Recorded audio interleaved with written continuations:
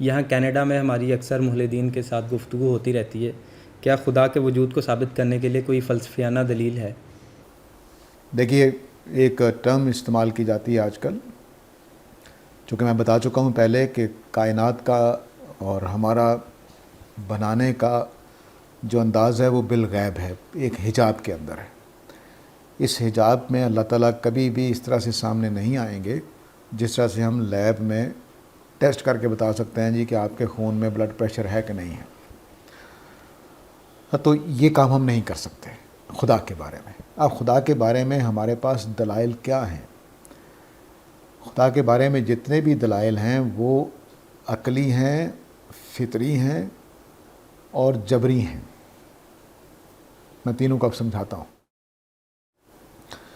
میں مختصر کر رہا ہوں کیونکہ یہ موضوع الگ سے ایک بہت بڑا موضوع ہے. میرا خیال ہے کہ اس میں پہلے یہ مقدمات سمجھنے چاہیے کہ ہم کوئی چیز ثابت کیسے کرتے ہیں، لیکن میں ساری بحثوں کو چھوڑ کر آگے چلتا ہوں. میں اب ایک سین بناتا ہوں آپ کے سامنے. اللہ تعالیٰ کیا کرتے ہیں؟ سین بناتے ہیں. سین انگریزی والا لفظ بول رہا ہوں. وہ سین بناتے ہیں جس سین میں ہمیں خدا دکھائی دیتا ہے. مثال کے طور پر میں ایک اب سین بنانے لگا ہوں. ایک چیونٹی ہے جس کو پلانٹ ایٹر کہا جاتا ہے یا لیف ایٹر کہا جاتا ہے. وہ چیونٹی کیا کرتی ہے؟ خاص پودوں کے تر و تازہ پتے اتار کر اپنے گھر میں لے جاتی ہے. ٹھیک ہے. جب وہ گھر میں لے جاتی ہے تو ان پتوں کے اوپر وہ لگ جاتی ہے الجی، کائی لگ جاتی ہے، یا کہہ لیجیے الی لگ جاتی ہے، پنجابی اردو کا لفظ. وہ جو کائی ہے اس کے جو بچے انڈوں سے نکلنے والے ہوتے ہیں ان کی غذا بنتی ہے. ٹھیک. اب اس چونٹی سے جا کر انٹرویو کریں کہ تمہیں کس نے بتایا کہ پتوں کے اوپر یہ فنگس کہنا چاہیے، فنگس لگ جاتا ہے. وہ فنگس میرے بچوں کے لیے غذا بنے گا. تو میں یہ طریقہ ایجاد کر لیتی ہوں. چیونٹی صاحبہ سے میں پوچھ رہا ہوں کہ ایجاد کر لیتی ہوں کہ پتے توڑ کے لایا کروں، اپنے گھونسلے میں اپنے گھر میں رکھا کروں ایک خاص موسم میں، ایک خاص جگہ پر جہاں پہ اس پہ فنگس لگے گا اور وہ کھائے گی. یہ میں نے ایک سین بنایا ہے آپ کے لیے. اس سے مجھے بتائیے کہ کون سی ایوولوشن ہے جو چیونٹیوں کو یہ بتا گئی کہ پتوں کے اوپر فنگس لگتا ہے، وہ میرے بچوں کے لیے غذا بنے گا. بتا دیجیے. ایک اور دیکھیے. ایوولوشن میں مانا جاتا ہے کہ شروع میں جتنے بھی آرگنزم بنے ان کی آنکھیں نہیں تھیں. سب سے پہلی جو آنکھ بنی وہ ایک بلیک رنگ کا پگمنٹ تھا جو صرف یہ بتاتا تھا کہ روشنی ہے کہ نہیں ہے باہر، لیکن دیکھ نہیں سکتی تھی وہ آنکھ. ٹھیک ہے. تو اب یہ مجھے بتائیے کہ پہلے جانور کو کیسے پتہ چلا کہ باہر روشنی ہے تو میں اس کے لیے ایک بلیک پگمنٹ بنا لوں. کون سی ایوولوشن ہے، کون سی ذہانت ہے جو یہ سب کچھ کر رہی ہے، وہ مجھے بتا دیجیے.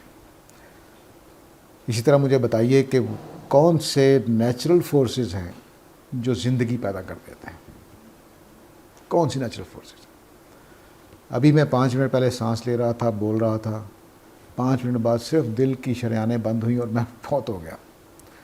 پورا سسٹم انٹیکٹ ہے، ہر چیز بالکل درست ہے سوائے دل کے ایک والو کے. فوت کیسے ہو گیا انہیں؟ زندگی اور موت میں کیا فرق ہے؟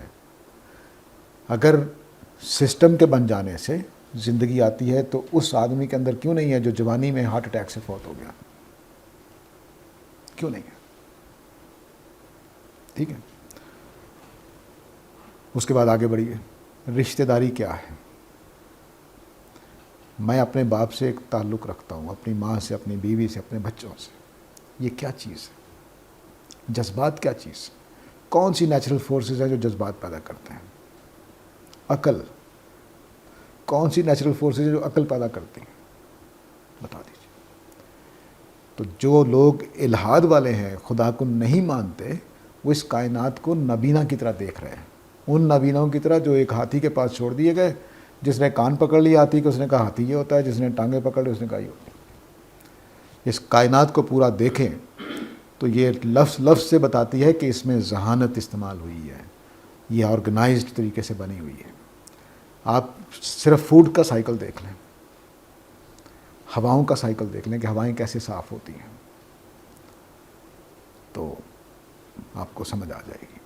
اس کائنات کی واحد ایکسپلینیشن کریٹر ہے، کہ اس کا کوئی کریٹر ہے، اس کے علاوہ کوئی ایکسپلینیشن نہیں ہے۔ حادثہ ہو، حادثے کے بعد میں مان لیتا ہوں، پہلے تو وہ بھی ماننا بڑا مشکل ہے کہ ہم بگ بینگ کے بعد یونیورس بن گئی، میں مان لیتا ہوں کہ بن گئی۔ اس کے اندر جو آرگنائزیشن ہے، اس کے اندر جو چیزیں ایک دوسرے پر انحصار کرتی ہیں، یعنی پودوں کو کب عقل آئی، کب انہوں نے سوچا کہ شہد کی مکھی پائی جاتی ہے تو میرے پولن گرین جو ہیں وہ شہد کی مکھی لے جائے گی دوسرے پودوں تک، یہ عقل ان کو کیسے آئی، بتا دیجیے۔ سوائے اس کے کہ جو قرآن نے بات کہی ہے کہ ہم نے شہد کی مکھی کو الہام کیا کہ تم جاؤ پھولوں سے رس چوسو، تو ایک پورا نظام ہے جو اللہ تعالیٰ نے بنایا ہے۔ یہاں پر چیونٹی بھی ایک پیدا ہوتی ہے تو وہ پورے نظام کا ایک حصہ ہے، وہ زائد ضرورت نہیں ہے۔ یہ چونٹی بھی آپ کی اتنی صفائی کرتی ہے دنیا کی کہ اگر آپ چونٹیاں مار دیں تو دنیا کی صفائی ختم ہو جائے گی، اور پھر ان میں بیلنس ہے۔ آپ حیرت انگیز طور پر دیکھیں گے کہ ایسا نہیں ہوتا کہ چونٹیاں پوری کائنات پہ چھا گئی ہیں، ان کو کنٹرول کرنے کے لیے کچھ دوسری چیزیں رکھی گئی۔ چونٹیاں کھانے والے جانور، بڑے بڑے جانور، بندر بھی چونٹیاں کھاتے ہیں، پیدا کر دیں۔ تو اگر چونٹیاں صفائی میں لگ جائیں اور سارا ملبہ جو دنیا میں خوراک کی صورت میں ہم پھینک رہے ہیں کھائیں، اس کے بعد اتنی چونٹیاں ہو جائیں گی کہ سنبھالی نہیں جائیں گی، اس کو کنٹرول کرنے کے لیے چیزیں بنائی گئی۔ تو یہ کیسے میں کہہ دوں کہ بس یہ ایسے بن گئے؟ مجھے تو ایک ایک چیز میں اس کے نظم نظر آتا ہے، آرگنائزیشن نظر آتی ہے۔ اتنی آرگنائزڈ کائنات، اور صرف یہ نہیں کہ لائف کے اندر جو ڈیڈ میٹر ہے اس میں دیکھ لیجئے کس طرح سے چیزیں بیلنس طریقے سے کنٹرول میں ہیں۔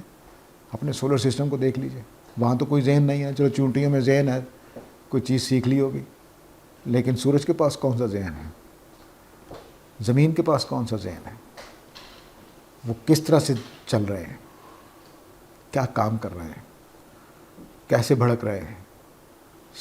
بگ بینگ کے بعد سارے ہی سٹار کیوں نہیں بنے ہیں، پلانٹس کیوں بن گئے ہیں؟ ہوا تو دھماکہ ایک ہی جیسا ہے نا، تو سارے ہی سٹار کیوں نہیں؟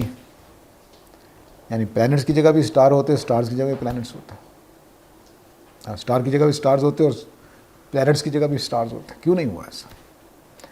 تو یہ قدم قدم پر آپ کے پاس ملحدین کے پاس جواب نہیں ہے، لیکن ملحدین کو ایک طاقت حاصل ہے کہ وہ سائنس کو استعمال کرتے ہیں۔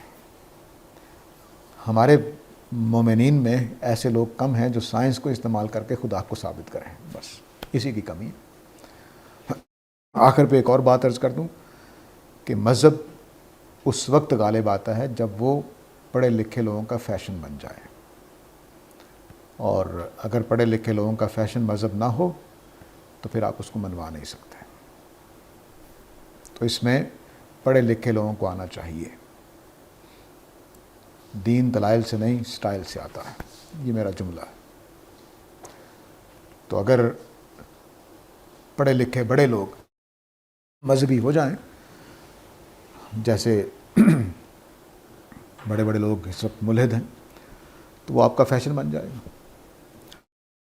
ضیاء الحق نے قومی لباس شروع کیا تو میں نے، وہ میری نوجوانی کا بلکہ بچپن کہنا چاہیے، لڑکپن کا زمانہ تھا، تو ہر وزیر امیر نے شیروانی پہنی ہوتی تھی، ہوا تھا نا۔ لیکن جیسے اس کے بعد ختم ہوا تو پھر وزیروں امیروں نے دوسرے لباس پہننے شروع کر دیے۔ تو آپ فیشن کسی چیز کو بنا دیں، اس کے لیے ضروری ہے کہ ذہین اذہان اچھے لوگ وہ نظر آنا شروع ہو جائیں۔ اور ہماری بدقسمتی دوسری یہ بھی ہے کہ ہمارے جو ذہین لوگ ہیں جو مذہب کی طرف آتے ہیں وہ دیسی حلیہ اپنا لیتے ہیں، اس کے بعد ان کی باتوں میں کشش تو ہو، وہ سٹائل نہیں دے سکتے، فیشن نہیں بن سکتے۔ تو اگر مذہب دقیانوسی پن ختم کر لے تو آپ کو ان بحثوں کی ضرورت نہیں پڑے گی۔